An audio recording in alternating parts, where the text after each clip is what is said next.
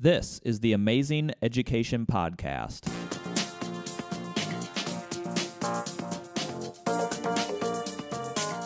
Powered by the Ames Community School District, I'm your host, Eric Smith. On today's episode, we are joined by Dr. Katy Swalwell. We're going to have an amazing conversation in this part one of 2 episodes on critical consciousness and how school districts can have conversations about inequities and racism.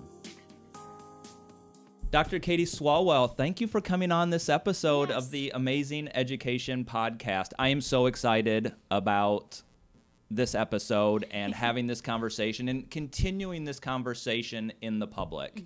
And so what we're talking about is critical consciousness. So Dr. Swalwell, along with Dr. Daniel Spikes, they've been working with our district for the past 2 years. This is their 3rd year, and we've had really amazing conversations around this. And so I want this podcast episode to be sort of a 101 course on critical consciousness so that we can inform and educate people about what we're doing in the district, but also why it's important, I think, for all school districts and really almost every industry to be having these conversations, because I know on a personal level, I feel like I have grown, and I've seen things differently thanks to you and Dr. Spikes, and I think that's incredible. I think that's the goal for everyone who goes through this. And so let's get started. And what is critical consciousness? It's like a big question, so we're going to lead off with it. No, that's great. And it's a term people might not be so familiar with either. I think a lot of, like you said, industries or even other districts, buzzwords that you hear right now are maybe diversity training or cultural competency training, multicultural training.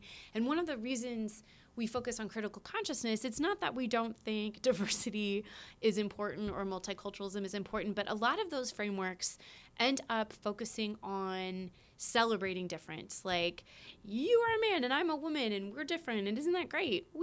Or you're white and you're black and we're different and we're both beautiful and isn't that great?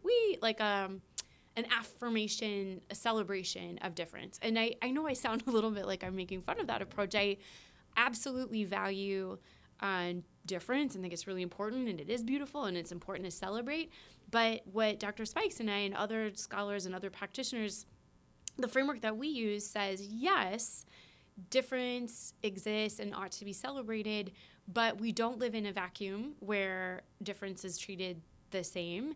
And we live in a world that has historical and contemporary forces that treat difference really differently. So, for example, your experience in the world as a man is really different than my experience in the world as a woman, and not just like, oh, interesting, fun fact differences, but like differences that have made material negative impacts on my life as a woman living in a system that has privileged the male experience. And so the difference isn't just to be celebrated, but the power and how resources have been distributed inequitably, not just in the past, but still today, that has to be something that we're also attending to and paying attention to. If we aren't considering the ways that people experience the world differently because of their different identities, we're missing a huge part of the picture. And when we look at disparities in outcomes and opportunities, we have to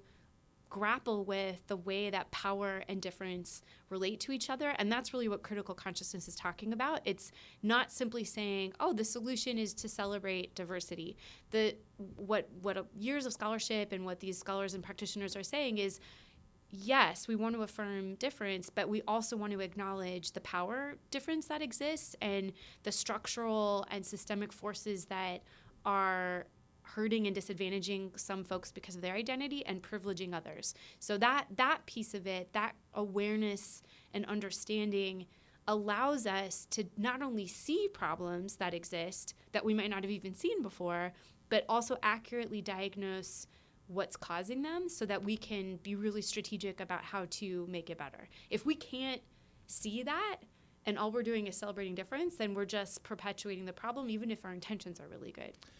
Well, we're going to talk about a lot of those things coming up, especially the intention part. I agree with you, and I appreciate the celebration of differences, because I think we do need to do those things. But in some ways, that's kind of an easy way out if that's the end of the conversation. And the thing that I really value that you have brought to our district is being able to challenge us and force us to have difficult conversations, because I think when you really get into this and really start analyzing the work and thinking about the work, it changes the way that you see everything, and in all the right ways.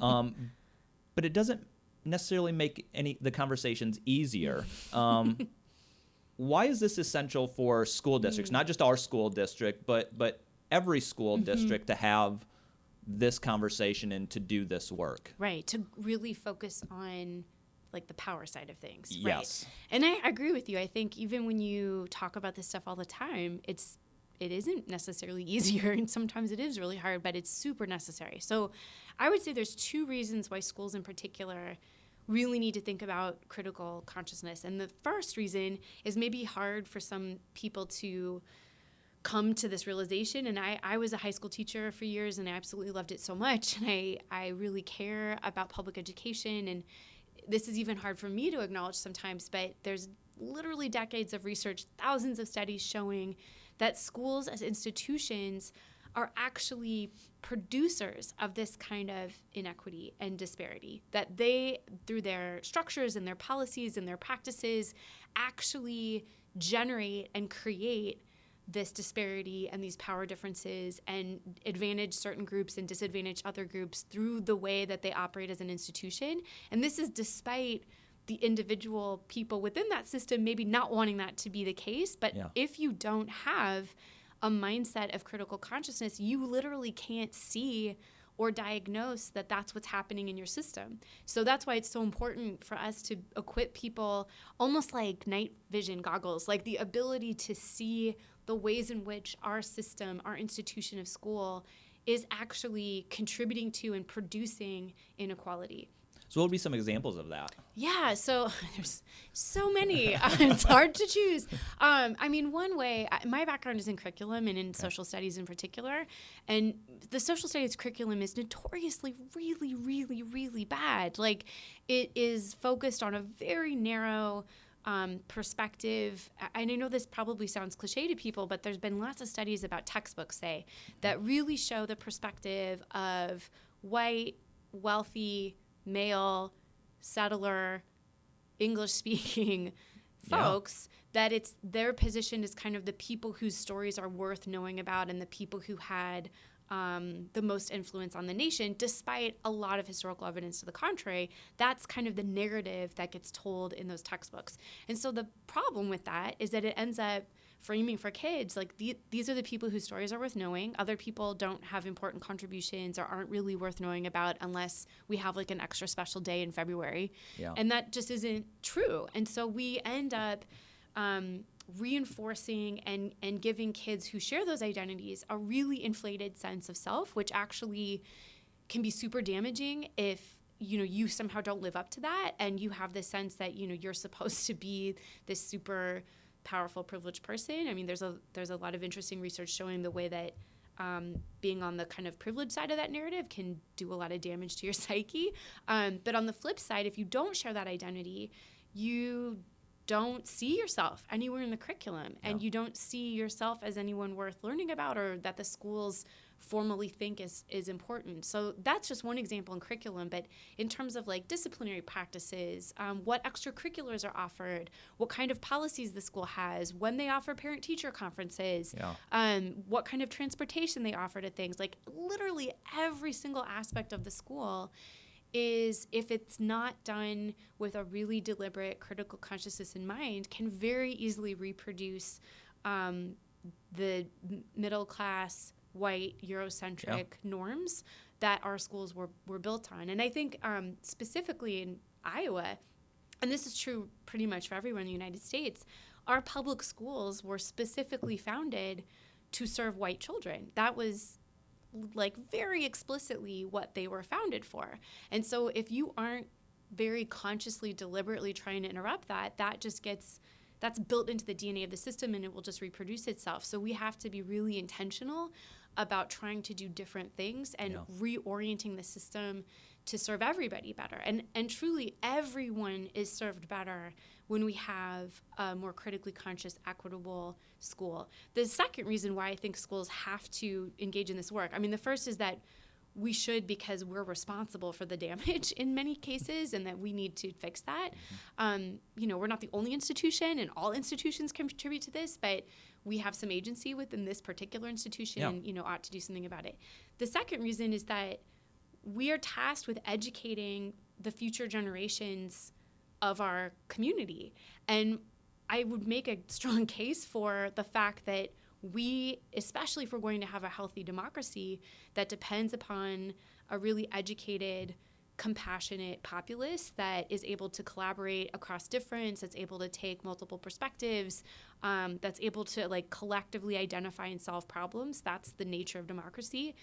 We have to make sure that our young people are also critically conscious, that they are able themselves to understand these systems and forces and how they work, and then be able to act. So that's once, it's not like one comes first and then the other. You can work on both at the same time. But let's say our system was absolutely perfect and there wasn't a single inequitable policy or practice happening, we would still have this other obligation.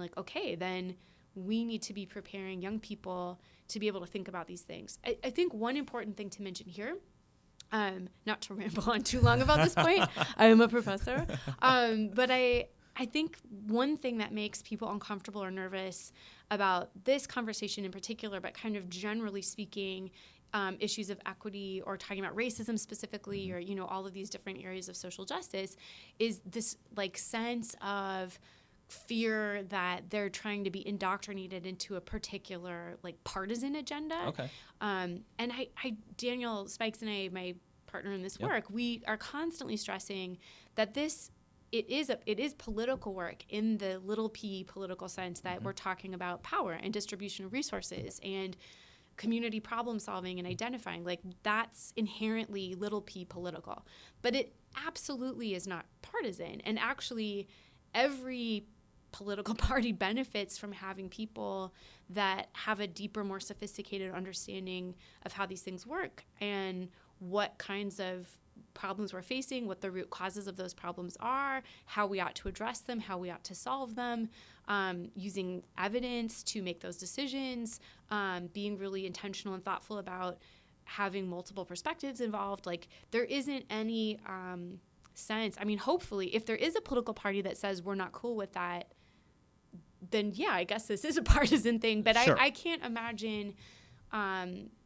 This is about reaching all students. It is. I mean, it's about making sure that we have a healthy community that doesn't have super predictable patterns of disparity and inequity. And right now, Ames isn't alone in this, for sure. This is what's so frustrating about the institution of public schooling and the history of where it comes from, that it is super predictable. And it's not because there's anything inherent in that student that's producing it. It's not and you might hear differently, but there's, again, decades of research to suggest that this is not the case. But, when we look at patterns, let's say, of girls' participation in STEM courses or STEM extracurriculars, this is the difference between what we call a critically conscious mindset, and then the kind of opposite of that is a deficit mindset. So a deficit mindset might look at that and say, well, girls just aren't as good at science. They're not interested. They're not into it. Right. They're not smart enough. They're not good at it. It internalizes the blame to those students.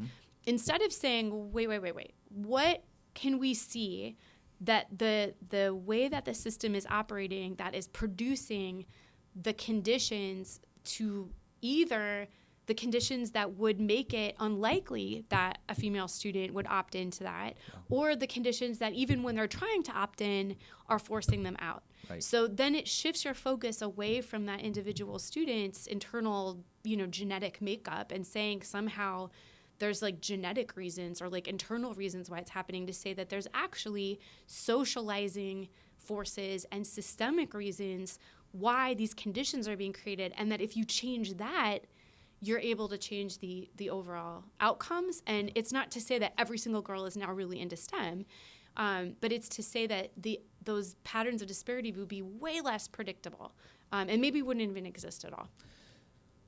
So definitions are very important in critical consciousness. And I think they help us understand, but then they also at times it brings it out in people to put up their defenses as well, which I know that you have encountered, not necessarily here or not just here, but I mean in all of your work that you've done. I mean, you've run into this. And so let's do maybe a quick blast on a couple on a couple definitions. Okay.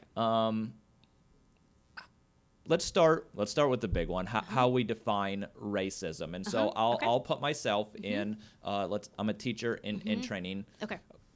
I'm not a racist. I could say a lot of things here. But let's say I'm not racist. Right. So why are you talking about racism in my classroom? Right. I mean, and this is coming. You're white. I hope that's not shocking anyone in the audience. We are videotaping this racially. as well. So you could say something like, I don't see color, and I love all my students, and I don't notice or see their race. Or you might say, maybe I see race, but I have black friends, or I have Latinx friends, or I couldn't possibly be racist because, I have this friend in my life who, why would they be friends with me if I weren't racist? So those are two kind of common things that Daniel and I hear from people. I mean, not just us, like they're out in the world. Correct. So, what we really try to showcase. So this is kind of a weird person to quote, but I love this quote. And I'm pretty sure it's from Jon Stewart, the comedian. And he says, we've done a really good job at teaching people that racism is bad. We've done a terrible job at teaching people what racism is. And I think that encapsulates this really beautifully. So when we think of the word racist, a lot of people in their minds, I think especially white people, because and I say we because I also identify as white, that our kind of training is to think of a racist and then immediately think of like a Klan member, like someone taking the most extreme position and taking really extreme violent action deliberately against people of color. And it's this good bad binary of exactly. Yes. And those people exist, and that's definitely bad, and that's definitely in the camp of racism. What's frustrating is that racism doesn't depend on those people to exist. And in fact, that's like the easiest thing to point out and say is bad. But actually, racism is way more pernicious and deeper than that. And white supremacy even, which I think that's another word that conjures up like cross burnings and Klan hood wearing people. But it's this sense that whiteness is the norm against which everything else is measured. So that's like just the normal thing, or even that's the good thing. But even if you don't go that far, you just think of it as like the norm that is assumed. So for instance, if you hear in the news, you might hear someone say, a man was arrested today for blah, blah, blah. And there's no racial identifier. And so we're all supposed to assume it's a white man. And that if it isn't, you do hear a racial identifier, like a black man was arrested today, da, da, da, da, da. So even just very subtle things like that, where you have like an assumed standard or an assumed identity, like that's part of what maintains whiteness at the center of everything as like this kind of norm. And there's so many examples of that. So part of my personal growing, and come back to this, so I've been reading White Fragility. It's blowing my mind, by the way, because clearly, you outed me here. I am a white person. But the number of things that, you just talking about white being the norm, and we have no racial stamina. Like I've never had to consider my race the way other people do. And therefore I have no idea. Right. If the norm matches you, like, I know these seem like silly examples, but again, when they match you, it seems like no big deal. When they don't match you, it's like death by 1,000 cuts, right? So things like crayons that have a color that's the color of my skin, and it's called flesh, right? Like the presumption is that that's the norm, or a Band-Aid that's flesh-colored Band-Aid, but that matches my skin, but doesn't match my friend whose family is from Pakistan, right?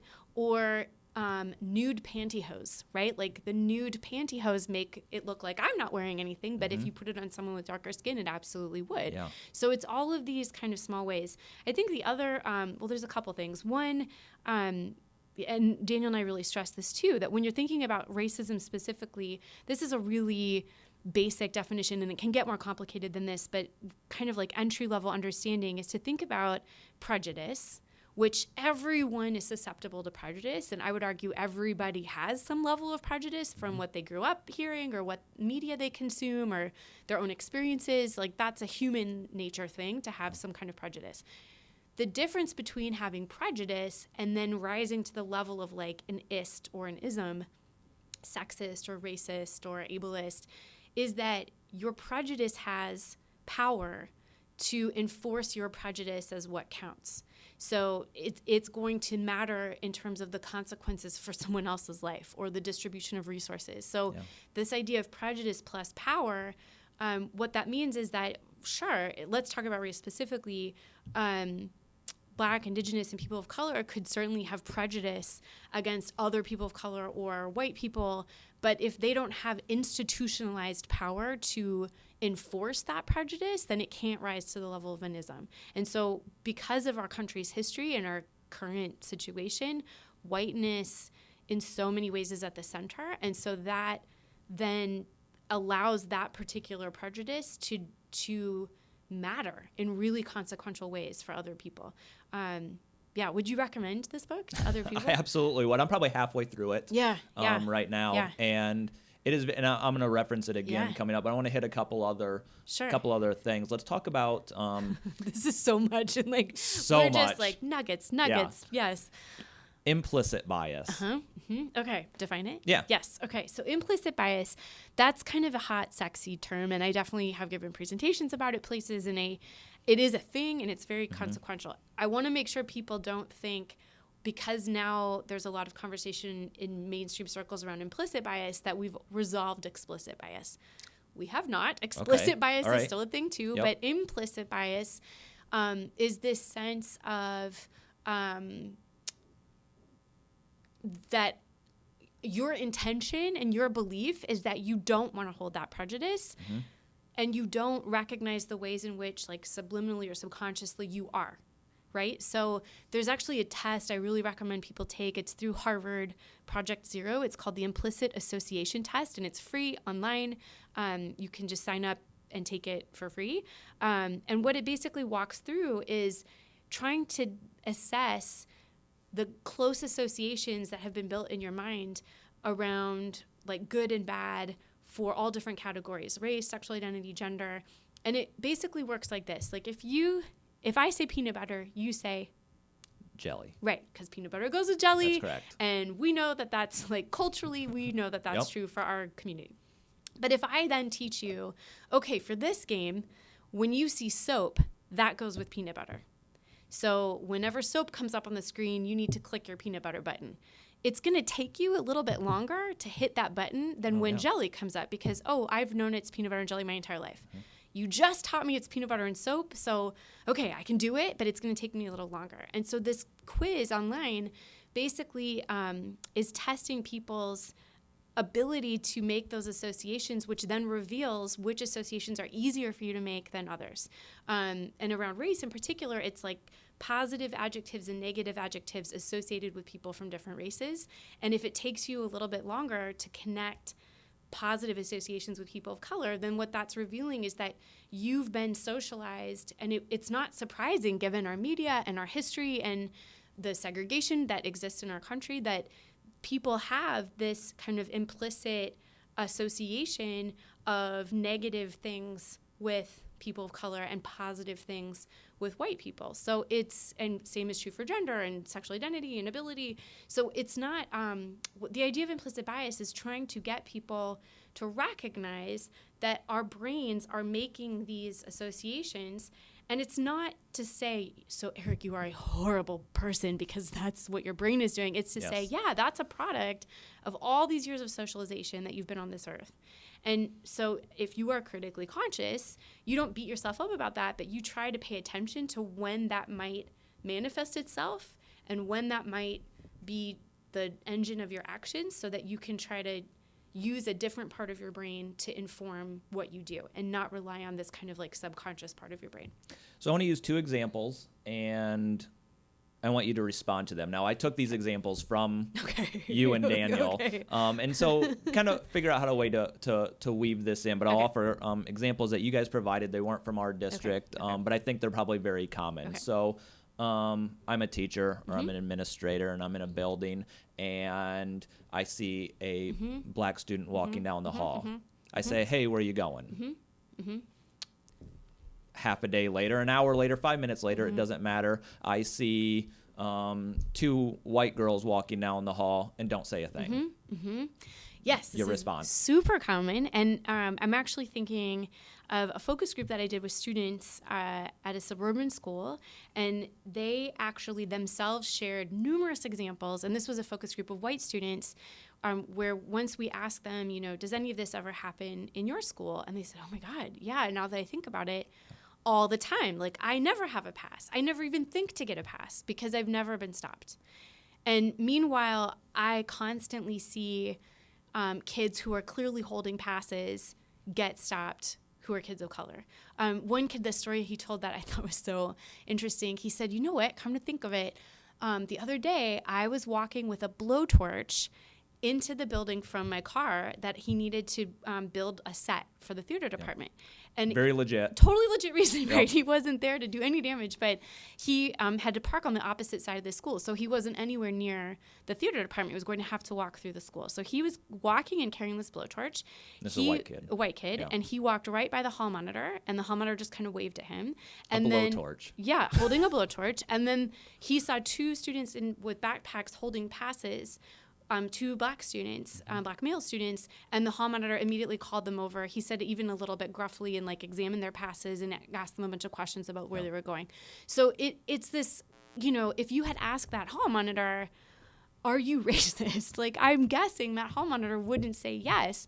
And it almost doesn't matter. It's that the actions that they're taking are having these really disparate negative outcomes that perpetuate racism. A scholar, Eduardo Bonilla Silva, talks about racism without racists, saying you can have a lot of people, and this is colorblindness, who say, like, I don't see color, I don't believe in racism, I think that it's really bad. But to not, of course we all see it if we're able to visibly see with our eyes. Of course you can recognize it and see it, and we do. So to deny that you are seeing it is to truly deny the experience of these people and to reject and invalidate this super important part of their identity that dramatically shapes how they interact with the world. So to say to parents, let's say, oh, don't worry, I don't see color, your student will be safe with me. If I were a parent, I would be terrified of that response, because then that means you don't see my kid at all, and you won't be attuned to the ways that my kid is susceptible and hurting and experiencing school very differently than other kids. You have to be able to recognize that if you're going to do right by those kids. I don't know if you can believe this, but we are done with time. That's I know we're out of time, but let's do another one. That sounds great. Okay. Well, we're going to wrap up this episode of the Amazing Education Podcast, and we very much hope that you have enjoyed what you heard. Our podcast is available on iTunes, on Google Play, and on YouTube, because we are videotaping this. And we hope that you share and tell everyone about our podcast, because that's going to be a way to get this conversation to more ears and more listeners. So we will be back, and we're going to do a part 2 on this. Thanks, Eric. I appreciate it.